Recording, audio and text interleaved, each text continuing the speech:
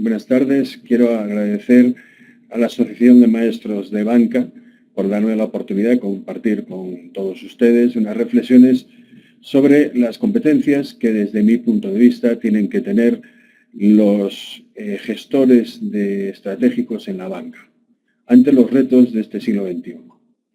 Más que nada es una reflexión sobre el futuro, y no solo sobre el futuro de la banca, sino sobre el futuro de las competencias que tiene que tener la gente que quiere participar en la gestión de los bancos. La idea es intentar transmitir de forma muy sintética pues, la experiencia de los 20 años que llevo dando clase de control de gestión en España y 17 en México. Una experiencia que me permitió tratar pues, con profesionales de las diferentes áreas de control de gestión del banco, ir viendo y percibiendo cómo evolucionan los problemas de la banca. La estructura que va a seguir la presentación es la siguiente. En una primera parte hablaré un poco sobre hacia dónde evoluciona el negocio de la banca, prestando atención a 4 aspectos que desde mi punto de vista son críticos. Lo primero, el incremento de la competencia y la reducción de márgenes que trae consigo, lo que hace que este negocio cada día sea más complejo. El segundo, la virtualización del negocio. Como en particular el negocio de la intermediación financiera y el negocio de la banca está migrando de una forma pues, muy importante hacia nuevos canales. El tercer aspecto será la entrada de nuevos agentes, muchas veces no procedentes del ámbito bancario, sino agentes tecnológicos, que van pues, empezando a ser competidores importantes en algunas áreas de negocio. Y por último, la multicanalidad, o sea, la evolución de todo lo que es la comunicación en banca. Una vez hecha este repaso de los aspectos más relevantes de este entorno bancario, vamos a pasar a los indicadores que deben manejar los gestores como parte fundamental de la gestión en los bancos. El primero es incrementar de una manera exponencial el conocimiento que tiene de los clientes. Ese concepto de banca generalista es un concepto del pasado. Ahora hemos de trabajar con una percepción mucho más clara de lo que necesitan los clientes y, por tanto, es necesario una segmentación de nuestros clientes para poder ofertar productos que sean adecuados a ellos. El segundo aspecto es la adaptación del producto a las necesidades de esos segmentos. La banca necesita cada vez mayor flexibilidad en su oferta. Tiene que responder a las necesidades específicas de sus clientes. Y por último, la adaptación de la estructura organizativa al nuevo negocio. No es posible querer hacer un negocio bancario nuevo en un entorno nuevo con una estructura antigua. Tiene que evolucionar la estructura a la vez que evoluciona el negocio. Después de este pequeño repaso de todos estos aspectos, pues haré una conclusión final que quiere reflejar pues, las exigencias que va a tener este entorno, este negocio en nosotros, en los gestores y en los profesionales que nos dedicamos a formar a gestores de banca. Vamos a comenzar con este pequeño repaso a la situación de la banca actual. Lo primero que hay que hablar es del incremento de la competencia. El incremento de la competencia es claro. Cada vez hay más bancos, cada vez hay más agentes y, por tanto, cada vez es más difícil hacer el negocio tradicional. El incremento de la competencia, ¿qué significa? Significa reducción de márgenes. Y ese estrechamiento de márgenes hace que cada vez sea más difícil rentabilizar el negocio.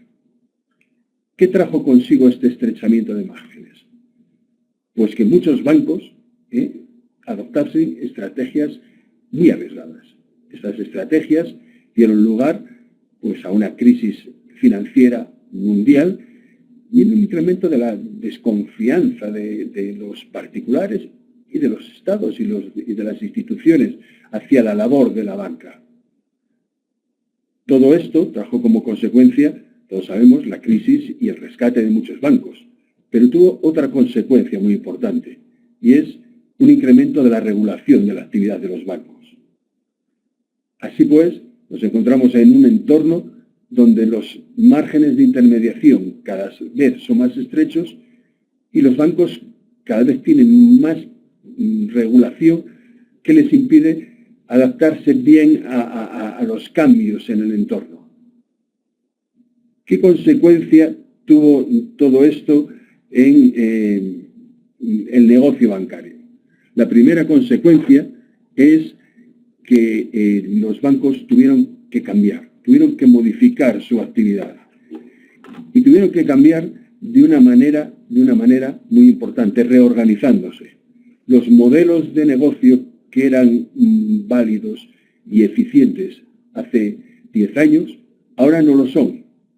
Y eso es algo que debemos interiorizar. La primera idea que me gustaría lanzar es la siguiente, que es que el cambio es un cambio estructural, no es una opción. Los bancos ahora no se enfrentan a la alternativa de voy a ver si cambio o puedo seguir con mi negocio tradicional. La realidad es que ahora los bancos tienen que cambiar sí o sí para enfrentarse a este nuevo entorno. La segunda idea que quiero lanzar es que lo que es el mundo financiero se está virtualizando mucho más que el resto de la economía. El capital, la riqueza, antes se materializaba en bienes muy tangibles.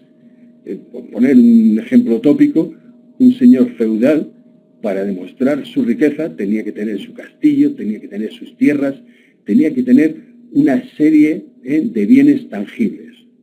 Sin embargo, ahora la riqueza ha migrado hacia unos derechos que están en una nube, materializados en activos que son virtuales y que pueden moverse a través de un mundo globalizado.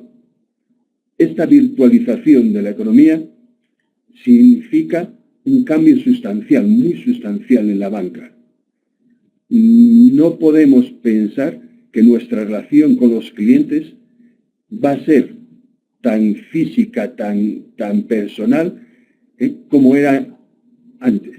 Ahora la relación con el cliente es una relación que también está migrando hacia otros canales mediante los cuales interactuamos con los clientes. Luego ese cambio incide muchísimo en la concepción del negocio. La tecnología ha venido para quedarse. La relación del cliente con el banco ya tiene un componente que antes no tenía, un componente virtual. Las inversiones, la globalización, todo ello es un cambio sustancial en la actividad de la banca. El tercer aspecto que me gustaría resaltar, y quizás este es uno de los más importantes, es la entrada de nuevos agentes. ¿En qué se fundamenta el negocio bancario? El negocio bancario se fundamenta en la información que tenemos de una serie de clientes con los que podemos hacer negocio. Esta información, los bancos, ¿dónde la tienen? La tienen en el historial de sus clientes. Saben, pues, cuáles son sus ingresos porque tienen domiciliada su nómina. Saben cuántos son sus gastos porque tienen domiciliados sus recibos. Como tienen una tarjeta de crédito o de débito, sabe dónde están comprando y cómo están pagando. Pero ahora resulta que hay otros agentes que tienen no solo esa información, sino incluso más información. Y agentes que no vienen del ámbito financiero. Son tecnológicos, como puede ser Apple o como puede ser Google. De repente nos encontramos con estos agentes que tienen la información necesaria para hacer negocio que tradicionalmente pertenecía a la banca. Podemos pensar, bueno, pero no son bancos. porque la actividad de los bancos está muy regulada. Pero si analizamos un poco este caso, nos damos cuenta que la regulación afecta a los bancos cuando captan depósitos de sus clientes. Pero esta regulación es mucho menor cuando se dedica únicamente a dar medios de pago o a hacer préstamos sin captar recursos de los clientes.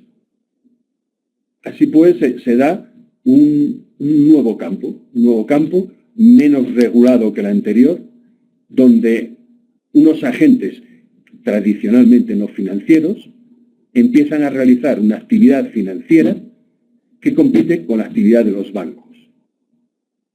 Si reflexionamos un poco sobre la importancia de este cambio en el negocio bancario, nos daremos cuenta que una gran parte de ese negocio está empezando a migrar hacia otros agentes. Vamos a empezar a pensarlo un poco, vamos a reflejar un poco esta idea en ejemplos. Vamos a ver. Los depósitos. Los depósitos los bancos los necesitan para no tener que fondearse en el mercado. Tienen que captar recursos de sus clientes. Pero ¿cómo los captan cuando los tipos de interés están próximos al cero? Casi tendrían que cobrarles por traer sus depósitos. Entonces, hay fondos de inversión que están empezando a captar esos recursos de los clientes. Los medios de pago. Los medios de pago vemos que están migrando hacia soportes tecnológicos como puede ser el móvil y de repente entran agentes como puede ser Apple y da un soporte a un medio de pago propio. Es un nuevo agente que nos está compitiendo con el banco en un ámbito de negocio que era tradicional del banco. Y ahora digamos los préstamos. ¿En qué consiste toda la actividad de activo, la inversión del banco, o sea, prestar a los clientes? Consiste en reunir información de los clientes. Esa información que tiene de los clientes se utiliza para evaluar el riesgo, fondear la operación en el mercado, añadirle un margen y vender el préstamo y gestionar el préstamo. ¿Cómo se puede hacer ahora? Pues ahora aparece un agente tecnológico que lo que hace es, se fondea, ¿cómo? Se fondea con un fondo de inversión. Analiza la información del cliente, ¿cómo? A través de otros medios que no son su historial de pago, pero no por ello son menos efectivos. Pongamos un ejemplo. Para que un banco tradicional sepa que estoy comiendo en un restaurante, tengo que pagar con la tarjeta de ese banco en ese restaurante. Y entonces sí tiene la información de dónde estuve y qué comí. Sin embargo, un tecnológico con geolocalización podría saber que estoy en este restaurante, tanto si pago en efectivo como si pago con tarjeta, con independencia de qué banco sea la tarjeta, porque sabe que estuve allí, sabe el tiempo que estuve allí, y por el nivel del restaurante sabe cuál es el gasto medio que tuve que tener para estar en este restaurante. Luego ese nuevo agente tiene una información más precisa que la que tiene el banco. Por tanto, puede medir el riesgo mejor. Y aún hay más. Ese nuevo agente que entra no tiene una estructura muy grande. No tiene una estructura que le lleva a tener unos costes de intermediación más altos. Tiene una estructura más ligera y, por tanto, más eficiente. Y si a esto añadimos que es una empresa que está fundamentada en la tecnología y el talento, tiene una capacidad de gestión de la información muy importante. Por tanto, descubrimos que este nuevo agente, que tradicionalmente no tenía que estar vinculado a la banca, resulta que es un competidor, no solo un competidor importante, sino un competidor que tiene una ventaja o varias ventajas competitivas, un competidor muy duro. Si reflexionamos sobre ello, este es un incremento muy notable de la incertidumbre en la gestión de un banco. porque continuamente en áreas de negocio que tradicionalmente estaba controlando, están entrando nuevos competidores. La tecnología, la gestión de la información se están convirtiendo en el caballo de batalla de la competitividad de todos los agentes que participan en el ámbito financiero. Este aspecto une con el final que voy a tratar del entorno, que es la multicanalidad. El móvil, Internet, las apps, todas las aplicaciones que están surgiendo día a día, están llegando a colonizar nuestra vida diaria. El método tradicional de la relación del cliente con el banco, que era ir a una oficina y tratar directamente con un comercial, es en parte útil, es efectivo, pero es costoso, porque requiere unos medios. Tengo que tener un local comercial convenientemente adaptado para esa relación con el cliente. Tengo que tener un profesional que trate con el cliente. Y todo ello en un mundo donde cada vez más las personas están utilizando estos nuevos canales en su vida diaria. ¿Cómo interioriza el banco este cambio? ¿Cómo afecta ese cambio a la estructura?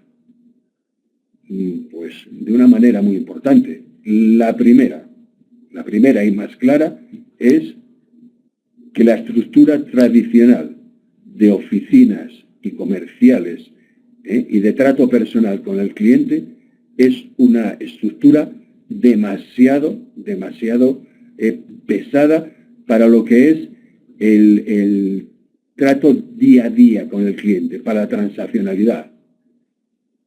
No digo que no tengamos que tratar con el cliente, porque es evidente que cuando una persona va a comprar un piso, por ejemplo, su casa, y quiere hacer una hipoteca, que es una operación importante, requiere de unos formalismos y de un asesoramiento que sin duda le va a generar más confianza si la hace con un profesional que conoce y con el que tiene una relación. La confianza es el fundamento de la relación cliente-banco. Pero claro, eso no es lo mismo que cuando voy a hacer un pequeño pago o cuando voy a hacer una transferencia. Para hacer estas operaciones, lo que se necesita es eficacia y rapidez y eficiencia, hacerlo a un coste barato. Pero una vez que tienes confianza en el soporte, no se necesita una relación personal. Primera conclusión que tiene. La primera conclusión que tiene esto, la primera consecuencia que tiene esto es que las estructuras físicas de los bancos comerciales con sucursales y con personas están empezando a estar sobredimensionadas para el trabajo que va hacia ello. Y la segunda es cómo se gestiona el margen que genera este cliente. Voy a poner un ejemplo para lo que veamos. Cualquier persona que trabaja en un banco sabe que sus comerciales están sometidos a objetivos. Vamos a suponer que soy el comercial de un banco y capto a un buen cliente. Lo traigo a la sucursal, le abro su primera cuenta y empiezo a trabajar con él. Ese cliente, cuando llega a mí, cuenta en mis objetivos. Lo capté, cuenta en mis objetivos. Pero a partir del primer mes empieza a trabajar con el banco, pero ya no viene a verme a mí. Lo que empieza a hacer son operaciones a través de otros canales. La pregunta es, ¿de quién es el margen de ese cliente? ¿Cómo se gestiona la transaccionalidad que hace y los contratos que hace? Vamos a suponer que un mes más tarde hace una operación, tiene un préstamo, pero esta vez lo hace directamente a través de la red. Ese préstamo entra dentro de los objetivos del comercial que lo captó y la sucursal donde está o entra dentro de los objetivos y de los resultados de lo que es el nuevo canal. Si yo tengo un negocio de los nuevos que se dedica al mundo financiero, una fintech de las nuevas, y solo tengo un canal, que es el canal de Internet, ahí no tengo duda. No tengo duda porque su organización es más sencilla. Pero si yo tengo un negocio, un banco tradicional, donde coexisten varios canales, es muy difícil separar los resultados de cada uno de ellos y saber cuál es la reestructuración y la importancia y la estrategia que voy a seguir en cada uno de ellos. La multicanalidad, desde el punto de vista de cliente, parece algo sencillo. Es simplemente poder tener transacciones, hacer transacciones con el banco a través de varios soportes. Pero desde el punto de vista del banco, no, eso ya no es tan fácil, porque tengo que administrar esa información de una manera integral. Tengo que tener un punto de vista global sobre el cliente con independencia de cuál sea el canal por el que venga. La conclusión que podemos sacar de la situación actual de la banca es que yo creo que la banca está frente a su mayor reto, al reto más importante que hay sobre este negocio. Es más, si vemos la evolución en España de los bancos, nos damos cuenta que muy probablemente muchos de los bancos que están compitiendo ahora en el mercado no van a estar en un futuro próximo. Cada vez hay más bancos que no encuentran en la estrategia adecuada para crear valor. Esto nos tiene que mandar como profesionales de la banca o como docentes de gestión en la banca, que es mi caso, nos tiene que mandar un mensaje muy claro. El mensaje es que no podemos estar en un negocio que cambia sin cambiar nosotros. Nosotros tenemos que cambiar con el negocio. Por tanto, tenemos que capacitarnos para afrontar estos nuevos retos.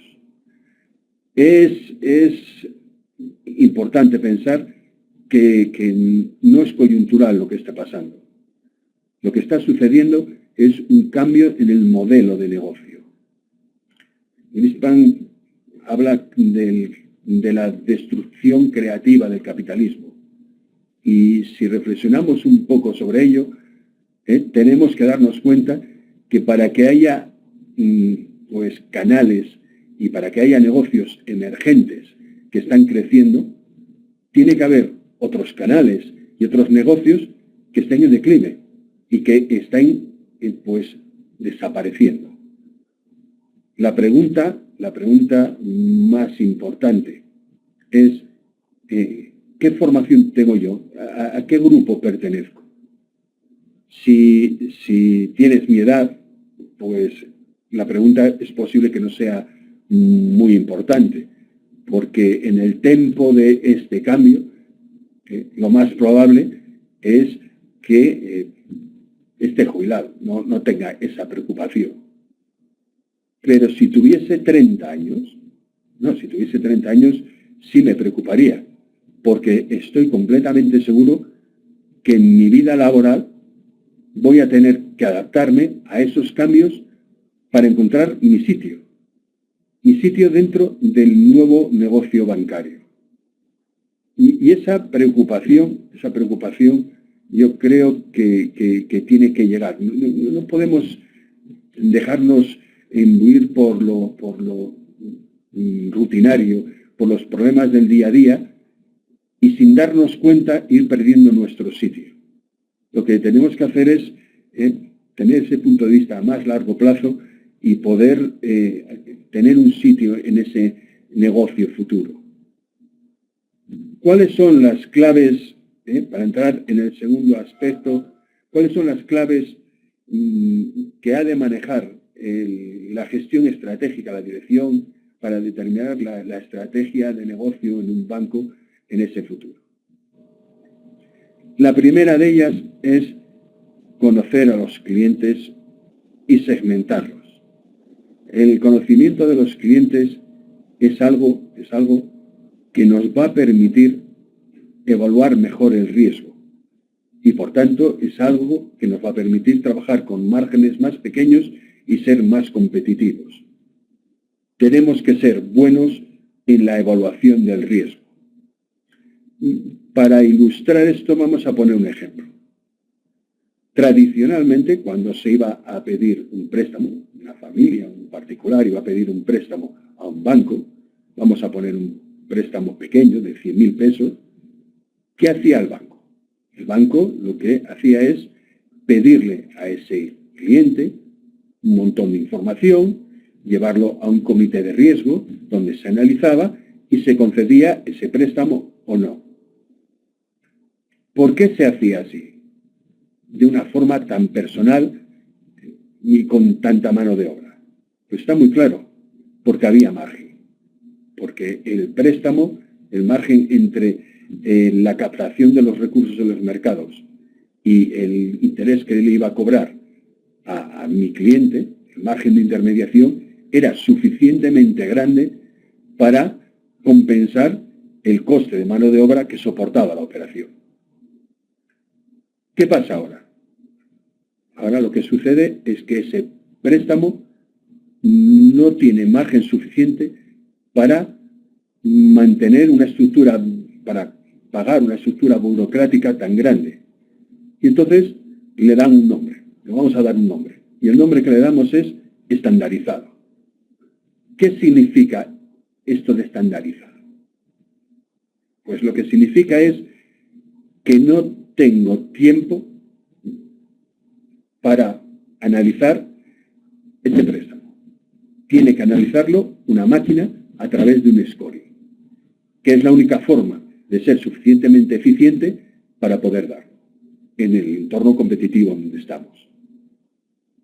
Y de repente, lo que antes era conocer al cliente, pedirle información, recabarla, reunirse varios profesionales, analizar su caso y tomar una decisión, ahora es introducir unos datos en un programa que automáticamente me va a decir si me concede o no me concede ese préstamo. Voy a reflexionar un poco sobre ello. ¿Esto quiere decir que es mejor este segundo sistema, el del scoring, que el anterior que se fundamentaba en un mayor conocimiento del cliente? Pues depende de lo que interpretemos como mejor. Si interpretamos que mejor es más efectivo porque se evalúa mejor el riesgo, es posible que sea dudoso. Pero si interpretamos por mejor lo suficientemente eficiente para, a pesar de equivocarnos y tener cierto grado de morosidad, manejar unos márgenes de intermediación competitivos, entonces sí que está claro que es mejor. Ese es el cambio. Para conseguir ese scoring, ¿qué tengo que hacer? Tener variables relevantes del cliente que me permitan evaluar el riesgo de una manera correcta. Pero ya lo va a evaluar el sistema a través de la información que tenemos. Este ejemplo lo podemos trasladar a lo que es el negocio. Tradicionalmente, vamos a poner una operación, financiación de la compra de un automóvil. Es un préstamo normal y corriente. El problema es captar al cliente para que se financie con mi banco. ¿Cómo capto a ese cliente?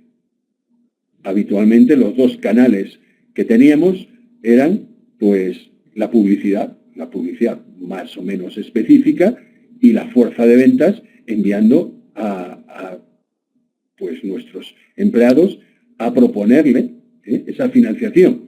Evidentemente, los enviabas al empleado a proponer esa financiación cuando el cliente te mandaba algún mensaje de que quería cambiar coche o necesitaba un préstamo. O sea, muchas veces tarde, porque cuando recibías ese mensaje es posible que ese cliente ya hubiese tratado con otros bancos. ¿Cómo tendría que ser? ¿Cómo lo haría alguien ahora que utilizase esa tecnología para la gestión de los clientes? La idea es muy sencilla.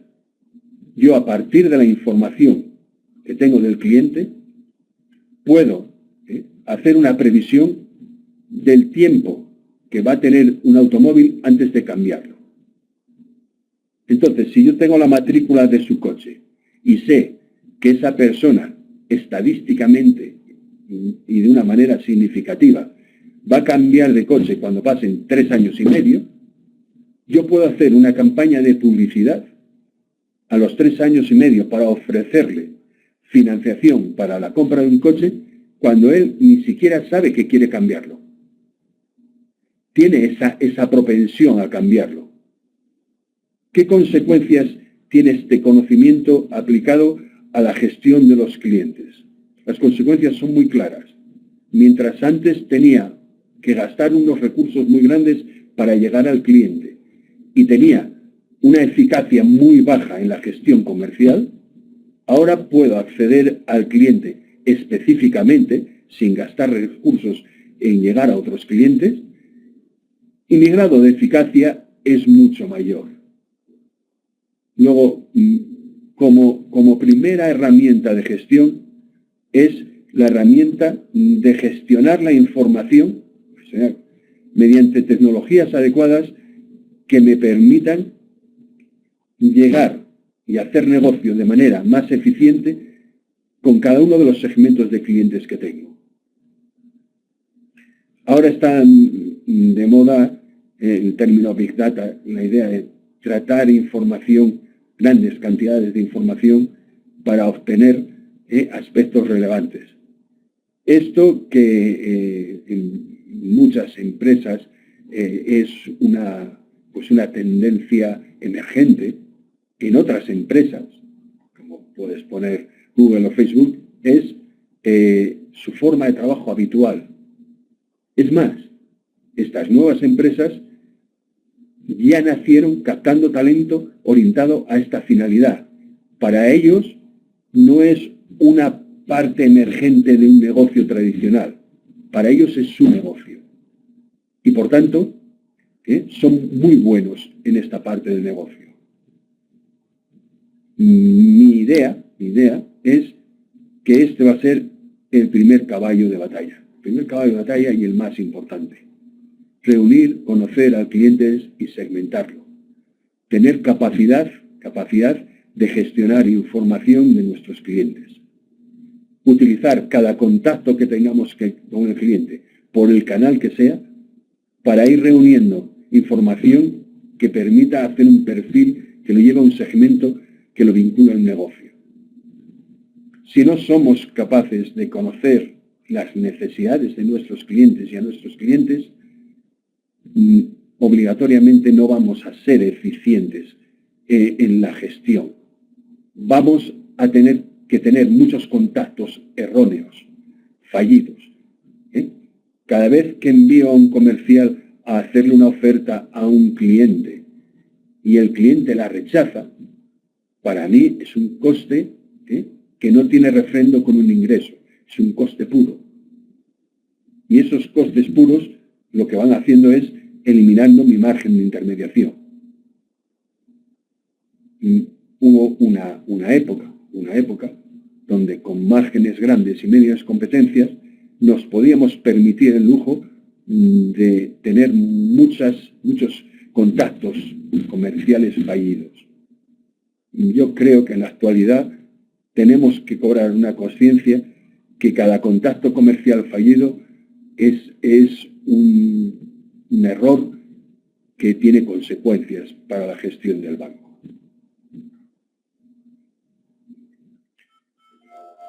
La segunda de las herramientas que tenemos que utilizar en banca para poder llegar a rentabilizar el negocio en el entorno cambiante actual, yo creo que es la personalización de los productos. Antes se ofrecían una serie de productos estándar que se comercializaban de forma masiva. Solo unos pocos clientes de banca privada o select tenían unos productos más específicos. El banco en general tenía una cartera de productos que comercializaba y además que había una colusión entre todos los bancos, porque todos proponían más o menos la misma cuenta corriente, la misma tarjeta de crédito, una colusión en los productos. Vamos a reflexionar sobre el impacto que tiene en el negocio la colusión en los productos. Que todos ofrezcan el mismo producto. El cliente, cuando va a comprar ese producto, ¿qué hace?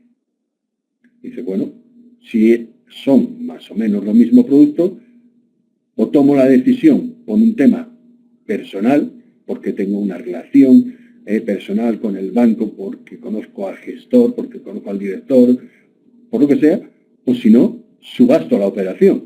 ¿Qué quiere decir? Al que me dé las mejores condiciones. Es más, cambio de banco por un diferencial de 0,01 en el tipo de interés.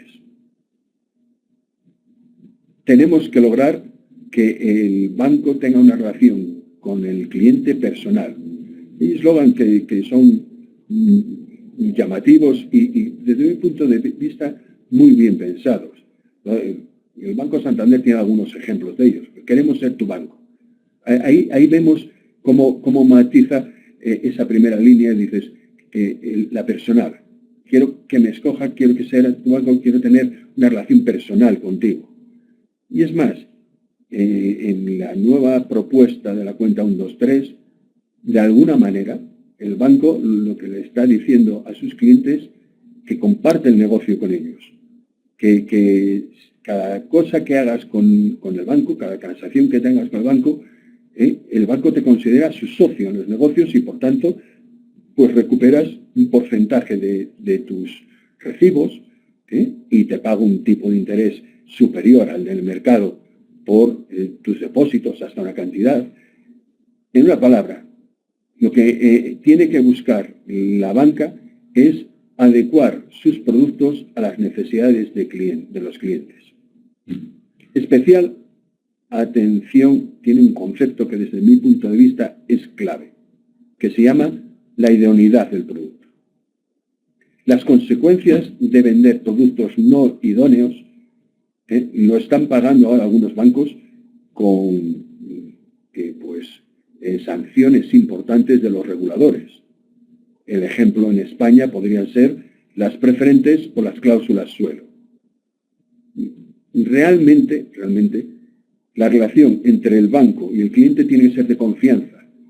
Y el banco tiene que preocuparse de que el producto que le está vendiendo y el servicio que le está vendiendo a su cliente sea el idóneo para ese cliente. De manera que a largo plazo no genere conflictos de intereses entre ambos y mine la confianza que hay entre ellos. Si me dijesen hoy en día los dos conceptos que son claves en la percepción de la relación del banco con sus clientes, el primero para mí sería la idoneidad, que da como consecuencia que el cliente esté satisfecho porque su relación con el banco es idónea, y eso llevaría al segundo, que es la vinculación, porque la vinculación es la que proporciona el margen. Si estamos hablando de márgenes de intermediación pequeños, necesariamente tenemos que tener una vinculación en muchas operaciones con mi cliente para que ese cliente sea rentable. Si el cliente tiene una relación esporádica con el banco, es muy difícil que pueda rentabilizarlo. Luego, en esta área que estamos hablando, en este aspecto que estamos hablando, que es la personalización de la relación entre el cliente y el banco, los dos conceptos, que son claves y en los que se deben trabajar son la idoneidad y la vinculación. Tenemos que conseguir que el cliente sea un cliente del banco, no un cliente que esté flotando en una nube de ofertas y que para cada una de ellas esté cambiando de agente, de empresa, de banco, de startup, del conjunto de empresas que estén ahí. Recuperar esa confianza en cierta medida perdida. No está perdida de todo, ni mucho menos. En algunos países y por circunstancias puntuales puede parecer que sí, pero la realidad es que esa confianza está ahí. De hecho, hay que tener en cuenta que cuando llevas tus ahorros a un banco, el resultado de tu esfuerzo y de tu trabajo, estás demostrando una gran confianza en esa empresa. Podemos pensar que si viniese un hijo nuestro y nos pidiese que le depositáramos nuestros ahorros, es muy posible que no se los diésemos. Y sin embargo los estamos depositando en el banco. El aprovechar esa confianza, pero aprovechar en un sentido positivo. El desarrollar esa confianza para ofertarle productos idóneos que se acerquen a sus necesidades y vincularlo sería el segundo reto que me plantearía como gestor del banco. Y el último que quiero hablar es el cambio organizativo. Está claro que no puede haber un cambio en el negocio sin que haya un cambio en la organización. La organización de los bancos, su estructura, sus medios, están asociados a un modelo de negocio que está cambiando. ¿Qué problema tienen los bancos? Que el cambio en el negocio supera con creces el cambio en la estructura organizativa. Y no solo en la estructura, sino en la capacitación de sus empleados. De alguna manera, yo lo que planteaba es la banca es la empresa que más rápido se dio cuenta que necesitaba tener un personal más capacitado. De hecho, cuando analizamos ahora la plantilla de un banco, nos damos cuenta que prácticamente todos los empleados tienen una formación superior y muchos de ellos maestrías. Al final, es un grupo humano que está muy capacitado, porque el banco hace ya mucho tiempo que se dio cuenta que para hacer negocio en el ámbito financiero necesitaba esa capacitación.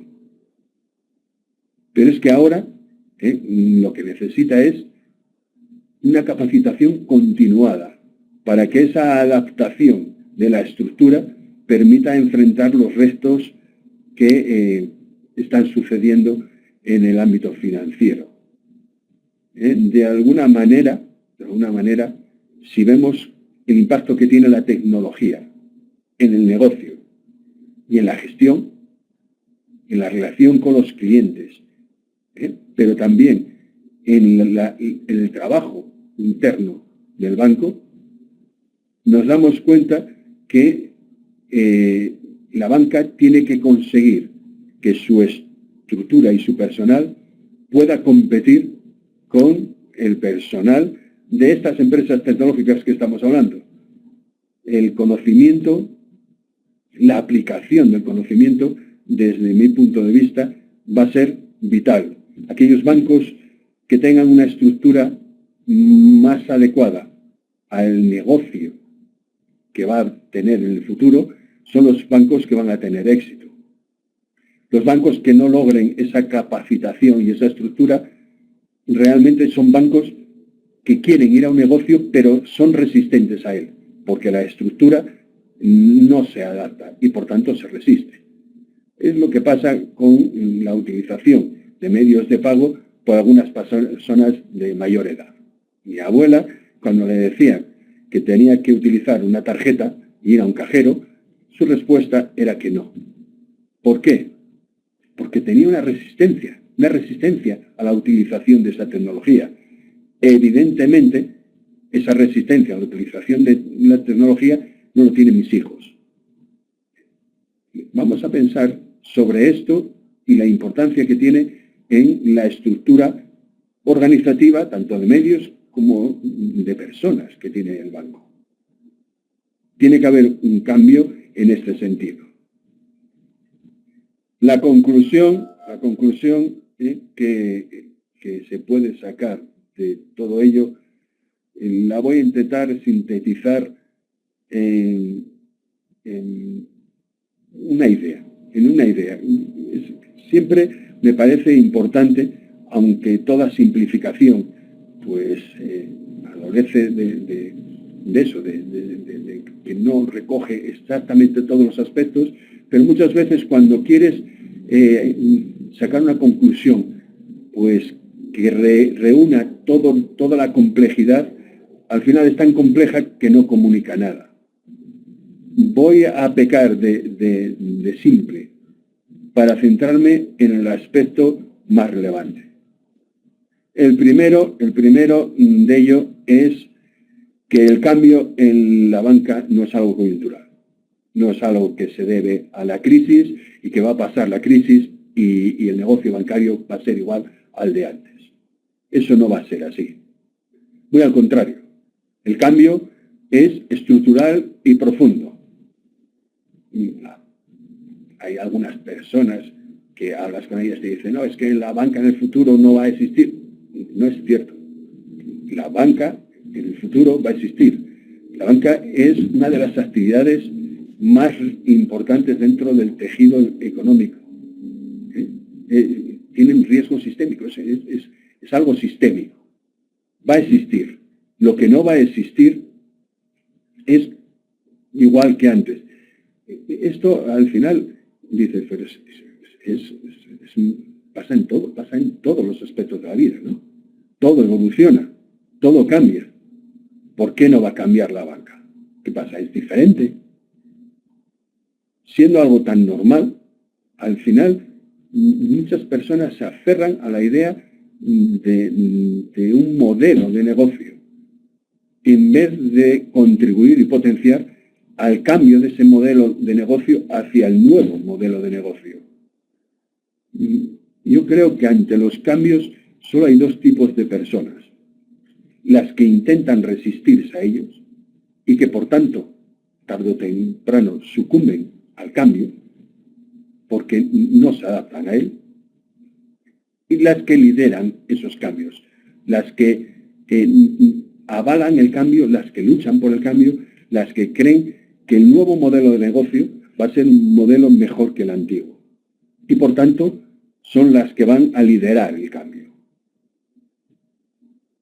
Desde mi punto de vista, cuando me refiero a los maestros, los que hicieron la maestría en banca y mercados financieros, a todos aquellos que se formaron en este máster, que aquí en México pues pueden ser más de 550 y que en total en la maestría del Banco Santander en todo el mundo pues pueden ser unos 1.500 profesionales que están trabajando en puestos de mayor o menor responsabilidad en los bancos y que tienen todos una edad en la que es necesario que sigan evolucionando porque su horizonte de trabajo sigue siendo pues alto. Yo les diría que se den cuenta que tienen que dar un paso más. Que sí es cierto, ya dieron muchos pasos. Ya dieron el paso de hacer su licenciatura, muchos con honores. Y hicieron el paso de hacer una maestría y esforzarse para complementar su trabajo y hacer que la maestría durante, por ejemplo, aquí en México, siempre me llama mucho la atención, que es durante 2 años, personas que están trabajando en jornadas largas, que tienen que venir con un tráfico intenso, que los desplazamientos son difíciles, invierten 2 años de trabajo adicional para tener la maestría, lo que demuestra una gran voluntad y un esfuerzo muy importante. y también unos recursos, porque hay que pagarla. Bueno, pues que piensen que hay que dar un paso más, que tienen que ser los que lideren esos cambios y para ello tienen que adquirir nuevas competencias que les permitan afrontar de manera eficaz la competencia que sin duda van a tener. Es para mí un placer haber participado durante todos estos años en la preparación de estos profesionales. Lo hice con ganas, con ilusión, porque creo que es algo importante y me gusta. Lo que les pediría ahora es que sigan trabajando.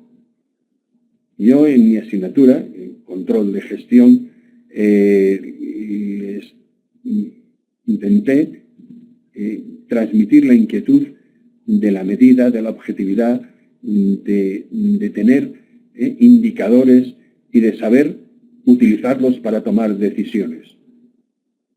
Pues les diría un poco lo mismo. Si observáis la realidad, veis los indicios de todo esto que estoy diciendo, veis los indicios de estos cambios y podéis percibir las necesidades que requiere. Os pediría que siguieseis luchando y que lideréis este cambio.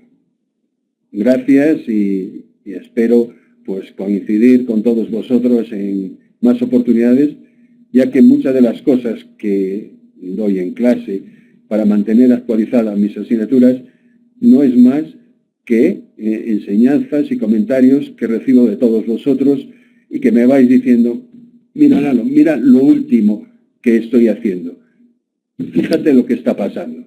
Y todo esto me enriquece y enriquece también a las generaciones posteriores. Por eso estoy contento de participar en estas sesiones y a todos vosotros los que os haya dado clase, que seguro que es a muchos, porque tengo la fortuna de dar en todas las generaciones del máster en todos los países, desde su creación, os mando un cordial saludo. Gracias y nos vemos. Hasta luego.